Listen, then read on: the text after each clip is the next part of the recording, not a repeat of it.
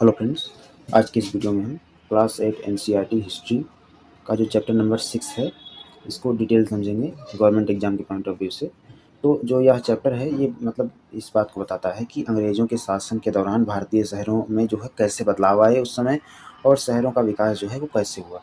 तो इसी मतलब चीज़ को ये चैप्टर जो है बताता है, ठीक है ना। तो चलिए पहले समझते हैं कि शहरों का विकास कैसे हुआ। तो अंग्रेज़ों के समय भारत में कई बड़े शहर जो है विकसित हुए, जैसे कि बॉम्बे, कलकत्ता, मद्रास। ये शहर प्रशासन, व्यापार और उद्योग के मुख्य केंद्र बन गए उस समय में, ठीक है ना।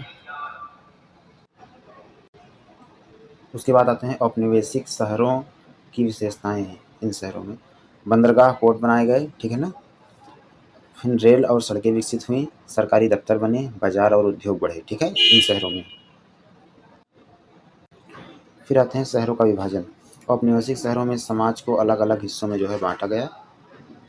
जैसे कि वाइट टाउन, जहाँ अंग्रेज रहते थे उस समय, ब्लैक टाउन जहाँ भारतीय रहते थे। इस दोनों मतलब अलग अलग दो नामों से मतलब बांटा गया है दो चीज़ों में।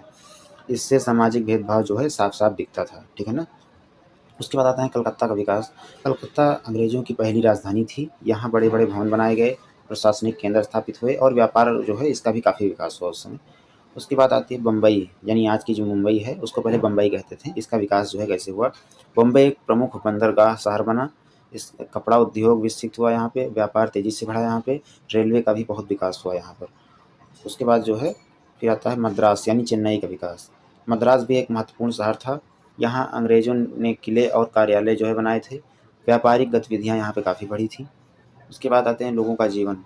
शहरों में रोज़गार के अवसर जो है बढ़े थे। लोग गाँव से शहर की ओर आने लगे थे, लेकिन गरीबी और भीड़-भाड़ भी उस समय काफ़ी बढ़ी थी। उसके बाद इस चैप्टर से मतलब ये इम्पोर्टेंट पॉइंट थे चैप्टर के जो मैंने अभी बताए, और कुछ और इम्पोर्टेंट पॉइंट हैं इस चैप्टर से जो इन्हीं में से हैं। इनको आपको विशेष रूप से याद रखना है। जैसे कि अंग्रेज़ों के समय शहरों का जो है तेज़ी से विकास हुआ था, ठीक है। बॉम्बे, कलकत्ता और मद्रास प्रमुख शहर थे उस समय। शहरों में सामाजिक विभाजन था।